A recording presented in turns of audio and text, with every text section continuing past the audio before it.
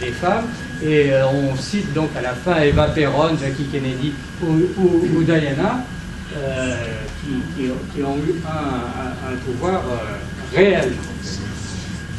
Au mur, on a en haut deux Picasso, deux gravures de Picasso, un de sa femme Jacqueline, enfin une de ses compagnes, disons, et l'autre qui est très beau de l'époque Barcelone, de Lola, sa petite sœur, qui est plus des années 1900.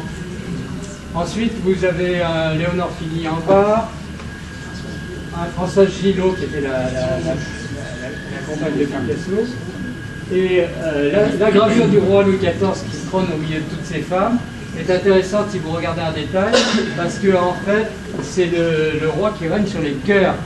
Et de près, vous regardez dans les ailes, il y a des petites bouches, des petits yeux et des petites oreilles. C'est une gravure qui est très, très rare, on en connaît une dizaine, et qui est de l'époque de la jeunesse du roi. Il devait avoir 22 ans par là. C'est l'époque où il régnait encore sur les cœurs avant de se lancer dans des batailles terribles. Et ici, c'est un portrait de l'impératrice d'Autriche. Le commentaire explique que, sous l'aspect d'un portrait mondain innocent, il y a un message politique important. En fait, vous regarderez qu'elle brise une statue et qu'elle impose la croix, mais vraiment d'un geste hyper autoritaire, avec derrière quand même la couronne, la Bible. Elle prend appui sur tout ça, mais ce qui n'empêche qu'elle se fait peindre, couverte de bijoux, dans un luxe total. Mais enfin, rien n'est innocent dans un portrait. Hein. Dans un message, dans une image, et ça continue maintenant. Le contrôle de l'image, c'est très important. Après ici, on passe à l'autre côté, c'est la partie plus contemporaine, dans laquelle on ne voit pas comme avant, on voyait qu'il fallait faire le portrait qui s'assemble le plus possible à la personne. Là, on commence au XXe siècle, c'est l'artiste qui compte, pas ce qui est portraité, c'est l'artiste. Alors les gens, ils veulent se faire portraiter par des gens connus, et ils acceptent qu'ils les fassent d'une manière un peu surréaliste, ou cubiste, avec n'importe quelle forme. Et là, on voit des artistes, il y a par exemple Picasso, ça c'est une série de portraits qu'il appelait portraits imaginaires. Et en fait, c'est avant de mourir, il est mort en 73, dans les années 70, il a relu Les Trois Mousquetaires, il a relu la Centre de Mars et tout ça, et il recevait toujours des cartons d'emballage sur lesquels après il avait toutes ses toiles, ses pinceaux et tout. Et en 70, il a reçu un tas énorme, alors il a eu tous les papiers craft, et il a décidé de faire une série de 30 portraits sur les papiers directement. Alors il a commencé à peindre sur les papiers craft, c'est pour ça qu'on voit les fonds, on voit les papiers craft, la texture.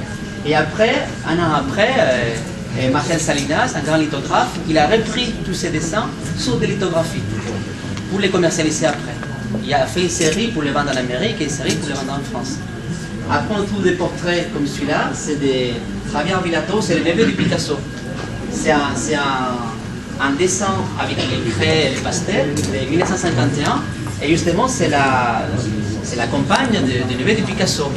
Là, vraiment, elle n'était pas très bien jolie, mais elle voulait qu'il se fasse portraiter comme ça, parce que c'était ça le style du peintre. C'est pour ça qu'on change par rapport à avant, il fallait que ce soit très beau, même on rajoutait des armures, des trucs. Là, c'est vraiment tout à fait le contraire.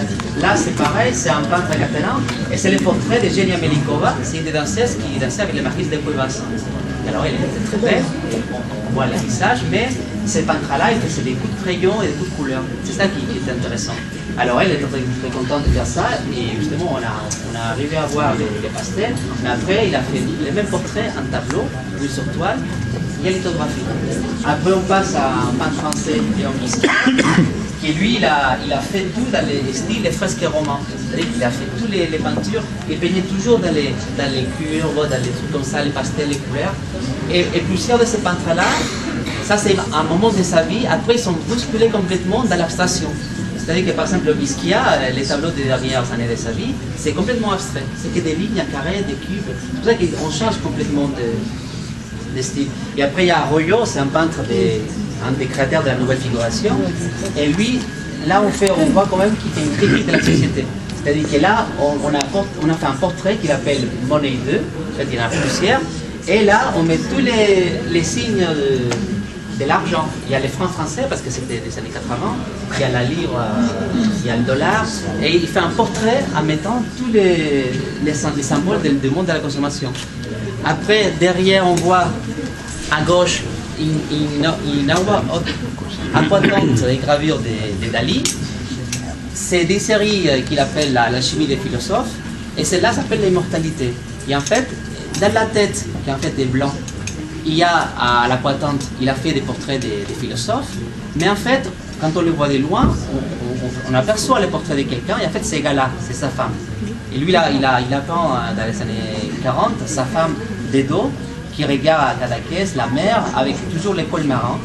Et là, pour lui, il a voulu faire l'immortalité de sa peinture et de son âme par rapport à sa femme. C'est-à-dire que lui, il n'existait plus, il n'existait pas si sa femme n'est pas là. Parce qu'il dépendait des Gala. C'est elle qui s'occupait de tout, de l'argent, du contrat. Lui, il faisait ses peignets, son show, mais c'est elle en fait qui gérait tout. C'était vraiment comme une entreprise. Et après à droite, on a notre peintre, c'est un peintre argentin, c'est Nicolas Solipuru, qui lui, il s'amuse toujours à détourner les classiques de l'art, les peintures connues. À moi, on a la Gioconda. Alors lui, il a fait vraiment à sa manière. C'est un peintre qui utilise beaucoup la couleur. En fait, c'est un peintre qui a commencé les land art. C'est-à-dire qu'il a fait, par exemple, à Venise, il a teint tous les canals de Venise en bleu, et en vert, et en rose. Et finalement, il utilise beaucoup toutes les couleurs pour mettre la couleur dans la terre, dans la mer, dans les fontaines. Et là en bas, il y a un portrait justement qu'il a fait aussi des tournées de Madame de Pompadour. Alors il a rigolé avec toutes les coiffures de l'époque, style Louis XIV, tout ça. Alors il a mis un chameau. Et c'est une manière de faire les pop art en fait. On utilise tout. Et après derrière aussi, il y a certains tableaux. C'est pareil, c'est des trucs. En haut à gauche, il y a un peintre aussi espagnol qui fait les clowns. Après la masque que vous voyez, en fait, c'est une réplique d'un chanteur d'opéra. Daniel, tu peux l'expliquer mieux, celui-là? Daniel, c'est une production que j'ai fait à Montpellier qui s'appelait un Vivaldi qui s'appelait Judith Triomphante. Alors, vous savez que ça se passe mal. Pour le faire, c'était couper la tête. Alors, comme on ne voulait pas couper tous les soirs la tête du chanteur, c'était embêtant. Donc, il tombait en arrière sur un lit, il y avait plein de coussins, on ne voyait plus. Et donc, la chanteuse donnait un grand coup de sabre sur une planche bien sonore. Donc tout le monde était terrorisé, elle sortait la tête, qui était le moulage exact, et avec les cheveux exact, hyper réaliste du chanteur. Et ça marchait très bien, tout le monde... Ah, au secours. Et en dessous, nous avons une petite statue, détournement de fossiles ou d'empaillés que fait Cathy Struve, et ça s'appelle Heidi Grand-mère. Donc c'est un petit crâne de chamois avec des nattes qui fait très suisse. Bon, voilà. Après, on va passer la parole à M. Meyer qui va commenter ces photographies qui sont au fond de la salle.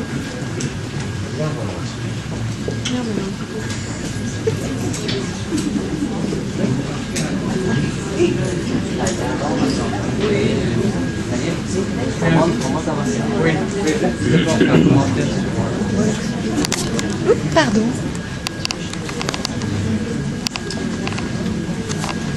Voilà, avancer. Alors là, vous avez un panneau de photographie que M. Meyer va vous commenter. Et en face, vous verrez un petit panneau qui est le contrepoint sur le portrait colonial. C'est-à-dire qu'il y a des choses d'Afrique du Nord, du Mexique, de Cuba, d'Afrique et ainsi de suite, mais qui sont dans l'esprit de ce colonialisme du 19e siècle, ou du moins de la première partie du 20e, où vraiment c'était pour montrer comment étaient ces bêtes curieuses qui habitaient là-bas.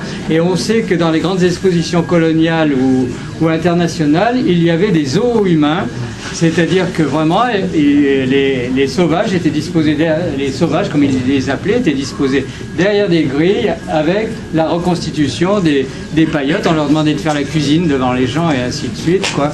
C'était assez incroyable, mais ça existait longtemps dans toutes les grandes expositions à Londres, à Paris, partout. Après, l'œil s'est transformé avec un autre regard dont va vous parler M. Meyer. Alors on va s'attarder sur quelques images. Je vais d'abord attirer votre attention sur cette scène. Cette scène a été prise en Inde du Sud. Ce sont des adeptes de Vishnu qui tiennent un petit pot de lait en aluminium. Qu'est-ce qu'il y a dans ce pot de lait? Des cendres mortuaires. C'est-à-dire après une crémation, ils ont recueilli les cendres et ils étaient en train de se faire une dernière prière avant de disperser ces cendres. Ça, c'est une femme d'une minorité ethnique du nord du Laos. Là, c'est amusant, on a un petit parallèle du temple Bayon. Pardon. Oui, excusez-moi, pardon. C'est une photo qui est prise au temple Bayon et j'ai trouvé un moine qui avait une image très similaire. Et c'est pour ça que je trouvais amusant de la présenter tous les deux. Bon, ça c'est un d'Inde, Laos, avec un petit pic. Ça c'est une femme de Dubaï. Ça c'est en Afrique. Un petit moignon, un petit négrillon, plus pardon, qui est fasciné par la meule. C'est comme ça au hasard. Ça a été fait aussi en Inde. Maman et son petit. Là encore une autre scène du Laos, un petit bébé dans son hamac. Et là, un Chinois, pays des Dong. Pays des Dong est une minorité chinoise. Ça a été fait il y a une 15-20 ans à peu près. Et puis là, vous avez un moine du Népal. Un autre moine, là, là il est en méditation, ça c'est un autre qui est en étude. Une partie de cartes à Pékin. Un mendiant et un moignon, là. Voilà. Quelques images prises sur le livre toujours, à travers différents voyages en Asie, ou bien la plupart sont en Asie. Après, on passe, cette partie-là, c'est la partie des écrivains. Alors ici, on a voulu montrer que quand on fait des livres, surtout au début du siècle, on appelait aux artistes pour illustrer les livres. Alors justement, dans cette première écrit, on a la preuve, c'est un livre de Prosper Mérimée, La Péninsule, et c'était illustré par Mariano Andreu, c'est un peintre catalan, dans les années 60. Alors, les différentes étapes, c'est les suivantes. Premièrement, l'artiste fait un portrait. Ça, c'est un portrait de Prosper Mérimée, il fait au crayon, en 1960. Après, il envoie à l'éditorial qui les tire en lithographie, un an après, 61, et on les retrouve dans les livres. Et après, normalement, ce type de livres, on les tire à 100, 200, 300 exemplaires. Mais normalement, les 50 premiers exemplaires ou les 20 premiers, ça dépend de l'éditorial. Pour faire un cadeau, c'est comme on fait aujourd'hui dans le supermarché, pour faire un cadeau à celui qui achète les premiers exemplaires, il les donne en plus une suite de toutes les lithographies à part. C'est pour ça qu'on retrouve encore les portraits, parce qu'il y a les dessins, c'est les 20 premiers, il y a les livres comme tout le monde, mais après il y a la suite. Et avec cette suite, la personne, il peut les encadrer séparément, parce qu'il n'y a pas que le portrait de Mérimée, il y a une quinzaine d'illustrations sur l'événement des livres. Qu'après, la personne, il encadre, il les met chez lui, et ça les fait en plus que par vos autres. Ici, on trouve des différents exemples, pareil, des autres livres, des Jean Giraudoux, Amphithéon, Henri de Monterland. Là, par exemple, Henri de Monterland, on a mis aussi les journaux de Jefferson, c'est parce qu'à la fin de son bouquin, il a écrit les journaux de Jefferson, c'est-à-dire qu'il décrit une dizaine des artistes espagnols, comme l'Argentina, les danseuses, et en fait, il a mis seulement dans la couverture les portraits des danseuses, mais il décrit les danseuses seulement par 5 ou 6 lignes, en disant elle était petite, elle était grosse, elle dansait mal, mais c'est une critique en 4 lignes, mais c'est aussi les portraits, c'est pour ça qu'on l'a mis dans les portraits. Après ici, on a un bouquin de Picasso qui illustre Shakespeare avec un texte de présentation d'Aragon. Et en fait, là, on voit que Picasso, il était vraiment boulimique au niveau des peintures et des dessins. Et lui, il en a fait 2, 4, 6, 8. Il en a fait 8 dessins le même jour pour illustrer la pièce. Et le lendemain, il en a fait 3 d'autres. Et finalement, avec les textes de Shakespeare, de Hamlet, il a utilisé toujours l'autoportrait les portraits de Shakespeare, c'est lui qui est en première page. Et dans les autres pages, il fait les portraits de Shakespeare avec des scènes de Hamlet, avec les personnes, avec les crânes, comme ça qu'il les fait. Et c'est des bouquins qu'après ils sont édités dans les années 50, celui-là c'est en 65. Et c'est pareil, c'est un bouquin qui normalement il y a 1000 exemplaires. Et par contre avec Picasso, il faisait mieux que les autres, parce que il faisait dans les premiers exemplaires, les 5 premiers, il avait une lithographie originale de Picasso dans laquelle il signait au crayon et numérotait au crayon. Et là, ça change tout. C'est-à-dire que par exemple, ces bouquins, imaginons, ça coûte 100 €. Les 5 premiers exemplaires qui a la lithographie de lui, ça peut coûter jusqu'à 4000 €. Et c'est le même bouquin, sauf que lui, il a signé de sa main.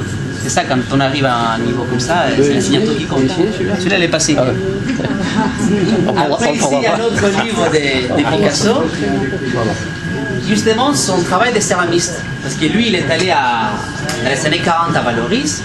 Là, il a connu à Susan Ramier, et que c'est la personne qui s'occupait de faire la céramique à Valoris. Il l'a rencontré un jour sur le marché, et il a dit, ça m'intéresserait d'essayer avec vous de travailler la céramique. Alors Susan, il a dit, pourquoi pas, si Picasso il était déjà connu à l'époque, on va le faire travailler, ça sera la publicité pour nous. Et lui, il a resté avec 3 ou 4 ans avec eux, il en a fait plus de 2000 pièces dans les ateliers Valoris. Et là, c'est un des premiers bouquins, de 48, dans lesquels on voit les portraits qu'il a fait sur des assiettes. C'est-à-dire que c'est des assiettes en terre qu'après il cuites dans la cuisson des ateliers de Valoris, et qu'après il commercialisait. Alors à un moment donné, justement, comme il travaillait beaucoup, il laissait gratuitement utiliser tous les outils de l'atelier. Sous Saint-Ramier, la Valoris, il a dit, bon, mais nous, qu'est-ce qu'on gagne de tout ça? Et alors Picasso, il les a donné le droit d'étirer des répliques. Par exemple, celle-là, c'est une céramique unique. Il a fait.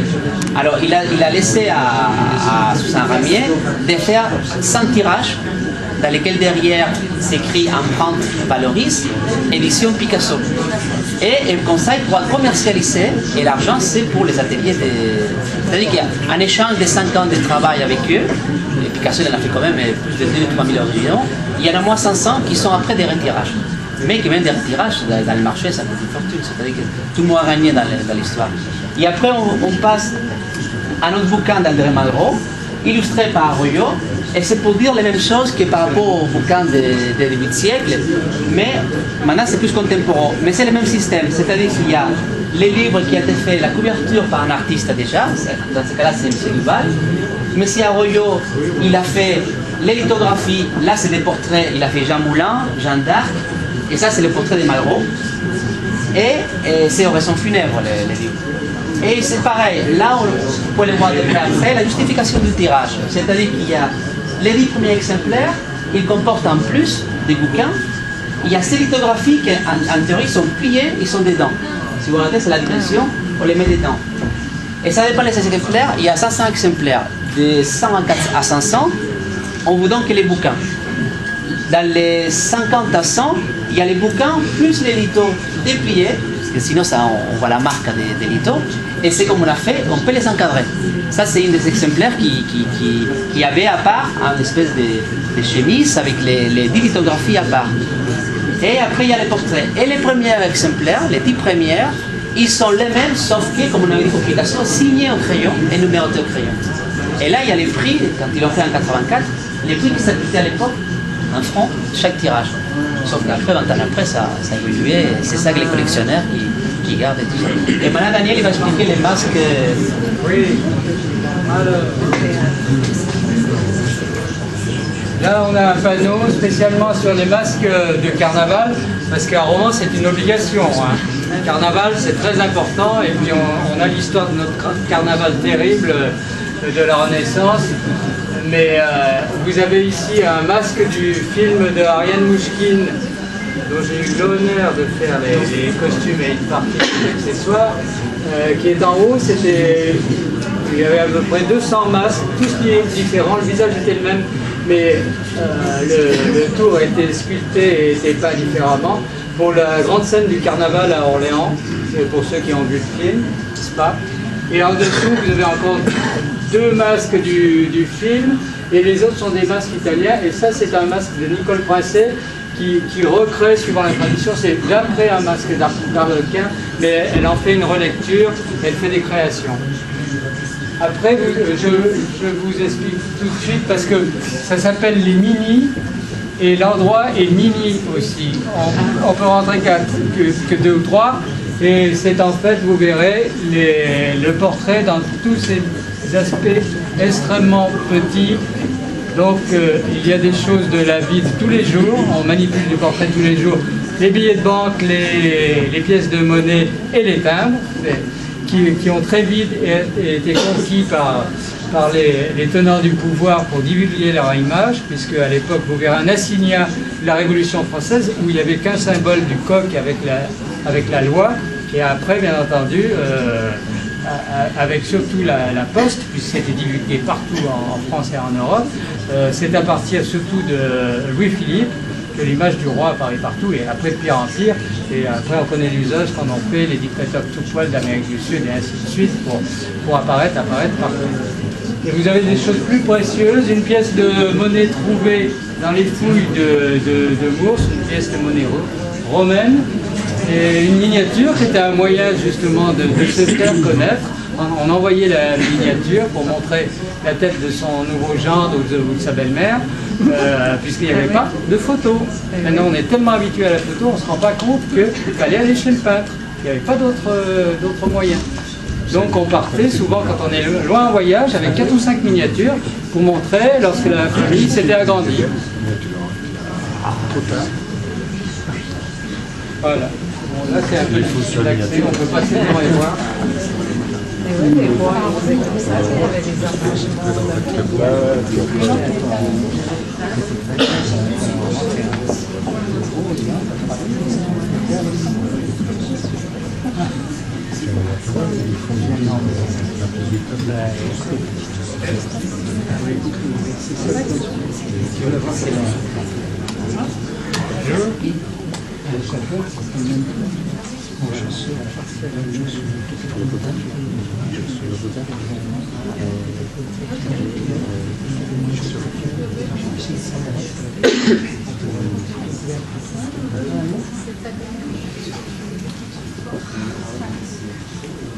Alors là, vous passez devant la section photo.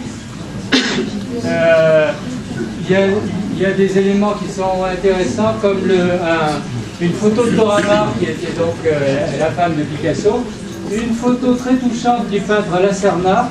On nous a donné le cadre de photo qui était très abîmé, et lorsqu'on l'a ouvert, en fait, il y avait collé derrière sa photo une image du général de Gaulle, qui était ces flyers qu'ont jeté l'avion à l'époque de la Résistance. Et donc lui, comme il était immigré, recherché bien entendu espagnol, il avait quand même voulu coller l'image du général de Gaulle derrière sa photo, dans ce vieux cadre déglingué, et c'est en nettoyant, on l'a changé de cadre, c'était pas celui-là, qu'on a découvert cette photo. Et donc il y a une photo de la découverte de la photo qui est dans le coin.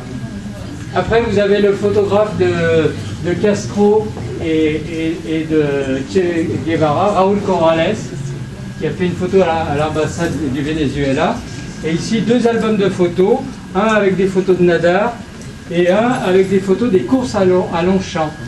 Sachant que les courses avant Chanel était l'endroit où les couturiers montraient leur collection, et il en reste l'histoire des chapeaux, à Longchamp, aux courses, au Grand Prix de l'Arc de Triomphe, je ne sais plus.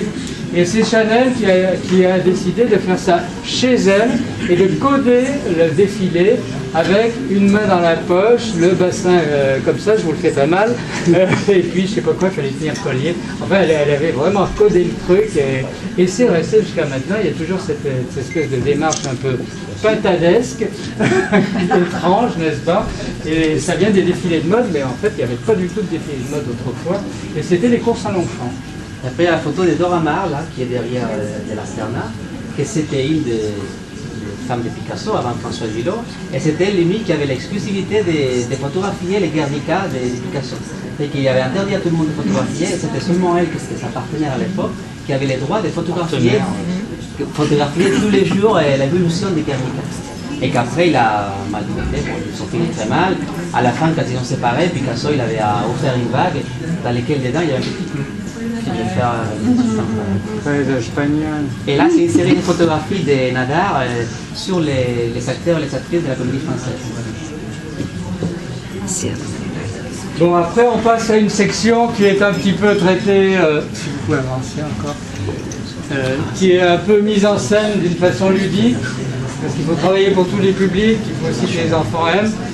Donc là, vous avez les célébrités avec le mime Marceau, avec son chapeau de bip, et puis 3 photos de scène, dont une avec sa partenaire Maryland, qui est toujours là, qui devait venir, mais elle a 86 ans, elle est très fatiguée, elle n'est pas venue, elle viendra une autre fois. Ensuite Marceau donc aux États-Unis. Vous savez qu'il était beaucoup plus célèbre aux États-Unis qu'en France encore, c'était vraiment incroyable. Et c'est lui qui a appris à Michael Jackson la moonwalk. Oui, parce qu'ils se sont rencontrés et Michael Jackson lui a demandé des trucs sur les positions de main, enfin la façon de se tenir et tout. Et il lui a appris justement ce moonwalk qu'il a beaucoup utilisé, qui a fait sa célébrité. En face, vous avez Manolete, le toréador espagnol, qui a inventé la pureté du style, sans bouger. Le taureau vient sur vous, vous ne bougez pas d'1 millimètre. Alors qu'avant, c'était plus des acrobaties incroyables, le toréador bougeait beaucoup. Et il y a donc un habit ancien de toréador au pied, brodé en argent. Et Manolete, bien entendu, est mort tué par un taureau. C'est quand même le taureau qui a eu raison. Après, Dali, une très belle photo à Cadaqués, avec sa vraie moustache, qu'il nous a prêté exceptionnellement. Et Faya, avec bien entendu un cheval et ainsi de suite. Et on voit très bien ce que disait Rubinstein, le pianiste. Il disait on aurait dit un moine habillé en laïque.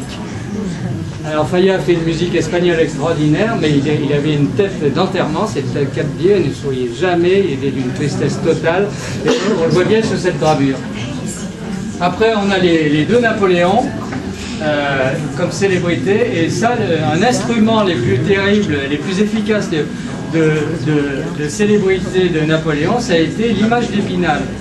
Alors Napoléon s'en est rendu très vite compte, il a interdit toutes les autres fabriques à part une famille, la famille Pellerin, qui avait le droit de reproduire absolument tous les portraits de la famille de Napoléon, tout simplement parce qu'il y avait un contrôle. Les Pellerins montraient d'abord à l'empereur, du moins au service de propagande, pas de propagande, mais c'était tout comme, si tout était bien cadré, et là c'était diffusé, et les Pellerins étant les seuls, avaient une puissance de feu énorme, ils envoyaient des milliers et des milliers d'images d'Épinal dans le monde entier, ce qui était une pub fabuleuse pour l'empereur.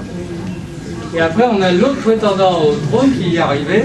Alors ça c'est aussi pour les Romanais, c'est très intéressant, c'est un placard, une affiche, qui donne les résultats des élections du prince-président. Et alors il y a des élections à 100 000, 80 000 par département, et quand on arrive au département de la Drôme, 658. Ah oui? Oui, 658 oui pour Napoléon III. Et donc vous comprenez pourquoi la prison de Cré a servi dans les années suivantes pour mettre les opposants d'une façon très efficace. Et après ça c'est une caricature d'un peintre cubain qui s'appelle Massaguer, une caricature de Charles de Gaulle des années 40, en 42. Lui c'était un caricaturiste qui était à La Havane, qui a travaillé beaucoup après au Mexique et à Paris, et il a connu tous les gens célèbres. Alors il a fait les caricatures de Charles de Gaulle, comme il a fait aussi de Mussolini, Roosevelt, même Hitler, Churchill. Il a fait tout le monde. Il avait un magazine qui c'était lui-même le directeur, et il en profitait pour s'amuser. Après on a vu se perdre beaucoup de temps, parce que dernièrement on a vu au cinéma des films, Paris à tout prix, et l'autre c'est celle qui a fait la fille de Coppola, Bling Race, dans lesquels on montre celui de Paris à tout prix. C'est une femme, je ne sais pas si c'était algérienne ou marocaine, qui est à Paris, qui travaille dans la mode. Et la première scène, le caméraman il arrive et il est couché de dos sur le lit, et la caméra elle va directement au semelle rouge de le bouton, pour montrer d'entrée, pour montrer comment elle était cette fille. C'est-à-dire qu'on voit tout de suite que c'est une fille style la mode, comme ça. Et c'est pour ça qu'on l'a mis. Et dans tous les films, c'est vraiment une publicité pour le bouton, parce que dans tous les films, il n'arrête pas de parler de le bouton. Même quand il veut retourner d'Algérie à Paris Il va se cacher dans une valise pour retourner et il laisse toutes ses affaires. Il dit je pars, mais seulement avec le bouton. Il se met dans la valise avec ce bouton à la main. Et après, il y a l'autre film de Bling Ring, de la fille de Coppola, qui justement c'était des gamins qui s'amusent à rentrer dans les maisons de célébrités pour piquer tous les trucs des stars. Et on voit à chaque fois les grandes armoires des gens très célèbres et chanteuses, avec tous les rangées des chaussures partout, pour montrer aussi, avant de montrer autre chose de la maison, c'est l'armoire avec les chaussures, pour voir à quel point elle est riche, elle n'est pas riche, elle est snob, pas snob. C'est pour ça qu'on a voulu mettre aussi une paire de Louboutin, parce que c'est un portrait. C'est-à-dire qu'aujourd'hui, on voit les semelles rouges, on sait à peu près comme est la personne qui les porte. C'est pour ça qu'on l'a mis aussi dans l'exposition. Et après ici, c'est une partie dans laquelle on parle des peintres, des artistes qui font les portraits des autres artistes ou des autoportraits. En ce cas-là, c'est une femme qui fait du collage, qui est en Bulgarie, et en fait pour elle, c'est le portrait d'un musicien. C'est-à-dire que pour elle, c'est ça les musiciens, c'est un truc qui a fait un papier mâché, elle a créé elle-même les papiers, il a fait tout, il a décoré avec la peinture dorée, il a fait les portraits là-bas, c'est comme une espèce de violon, et pour elle, c'est les portraits des musiciens. Et il a fait exprès pour l'exposition dans laquelle on est. Et Pierre-Jean Barret, c'est pareil, il a fait les portraits de Rimbaud, c'est un collage aussi, alors pour lui c'est ça, c'est la littérature, il a collé les portraits de Rimbaud, et cette personne-là, il a fait la pièce pour l'exposition, et c'est une personne qui s'occupe beaucoup sur les collages, et il a créé il y a 2 ans, à Plémé en Bretagne, les premiers musées en France sur les collages, avec une grande collection de collages, et lui avec sa femme, qui est Sylvia Netcheva, ils font beaucoup pour les collages en France, et ça commence à se voir. Après, on retrouve Ismaël de la Serna, c'est l'artiste qui a fait les portraits de Manolette, et c'est le même qui avait dans sa photo derrière la photo de Charles de Gaulle. C'est lui qui a fait son autoportrait. Et c'est le même peintre qui a fait après les portraits de Soutine, parce que c'était copain de lui, c'était tous à la rue, c'était tous à Montparnasse, dans les années 30, tout le monde s'est côtoyé et s'est fait les portraits l'un à l'autre, qui s'est changé après. Ici, on a un autoportrait d'un peintre mexicain, José Luis Cuevas, qui c'est un personnage très bizarre, parce qu'en fait, lui, il adorait tout ce qui est les fous, toutes les maisons de fous. Son frère travaillait dans un hôpital psychiatrique, et dès qu'il avait 16 ans, il rentrait tous les jours pour dessiner toutes les malformations des gens, la folie, les trucs. Et là, c'est une série d'autoportraits qu'il a fait, dans lesquels il écrivait son journal, tout petit, à l'encre de Chine. Il écrivait son journal, il les collait pour une espèce de collage, et il se faisait son autoportrait. Il en a 30 comme ça, mais avec différents textes à chaque fois. Là, c'est un portrait de Picasso fait par Lemagny, qui c'est, comme on a parlé avant par rapport au livre illustré, en fait, c'est soit un livre de Cocteau, qui s'appelle Témoignage, de 56, qui est un artiste, Lemagny, il a fait les portraits de Picasso à la pointante, et après Picasso, il a fait ce qu'on appelle un remarque, c'est-à-dire qu'il a créé les portraits de Jacqueline, et après un petit fol, et il a signé à l'envers. Là, normalement, quand on fait des gravures, l'artiste il doit écrire à l'envers et faire les dessins à l'envers, parce qu'après on fait comme un miroir et ça sort droit. Mais quand on parle d'un remarque, il le laisse exprès à l'envers parce que c'est comme un ex-libris, c'est comme un truc qu'il a fait exprès, mais c'est pas ça qui est important, l'important c'est son portrait. Et tout ça c'était dans un livre de Cocteau qui s'appelle Témoignage. Et là c'est un peintre cubain aussi qui a fait les portraits de sa femme quand il était à l'université à Paris, à la cité universitaire dans les années 50. Un portrait cubain.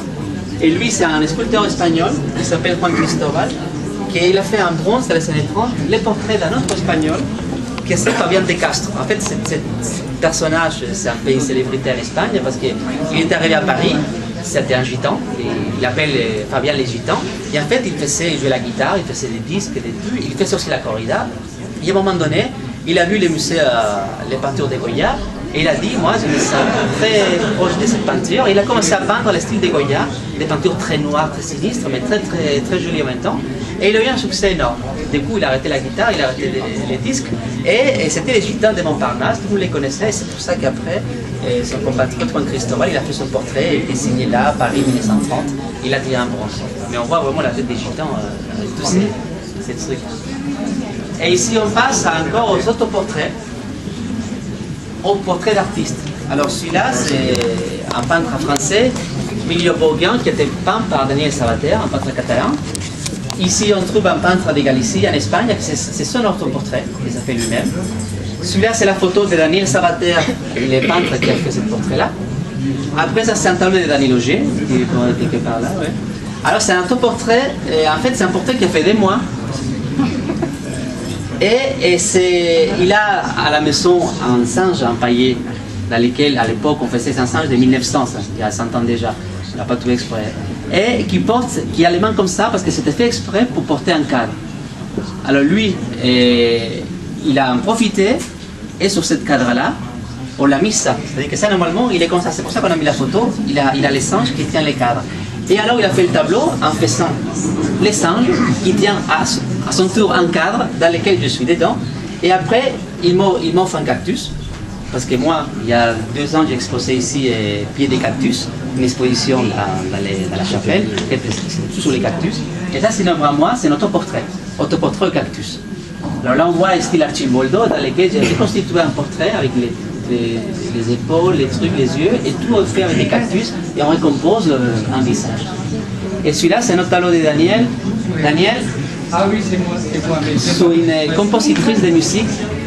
Oui, là c'est un tableau que j'ai fait en hommage à une amie qui était compositrice de musique contemporaine avec laquelle j'ai beaucoup travaillé et qui était Grand Prix de Rome d'ailleurs.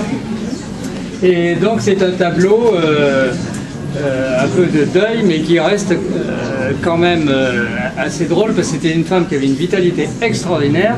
À 88 ans, elle sautait partout, elle avait des idées tout le temps, elle appelait à 1h du matin ou à 7h du matin en disant qu'elle commençait une nouvelle partition et ainsi de suite.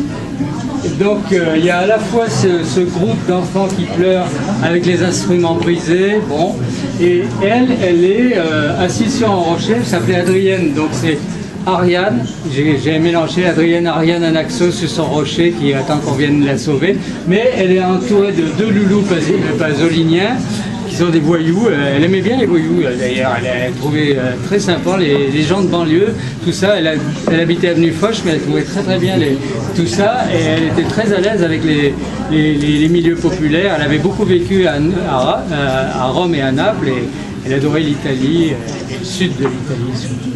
Voilà, donc c'est un petit clin d'œil hommage.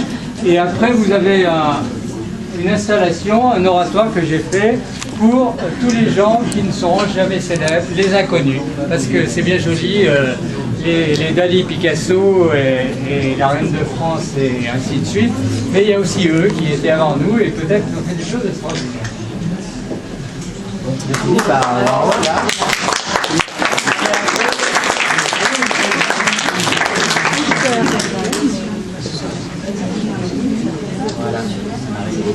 Et en sortant, vous avez la cerise sur le gâteau, la gravure de Marilyn par Andy Warhol, une sérigraphie qui est très célèbre, avec la fameuse phrase de Warhol: dans le futur, chacun aura droit à 15 minutes de célébrité mondiale. Voilà, ce qui clôt l'expo au dos de l'appareil de M. Tali. Voilà. Warhol s'adosse au savoir-faire, le savoir-faire de roman de M. Tali. Voilà.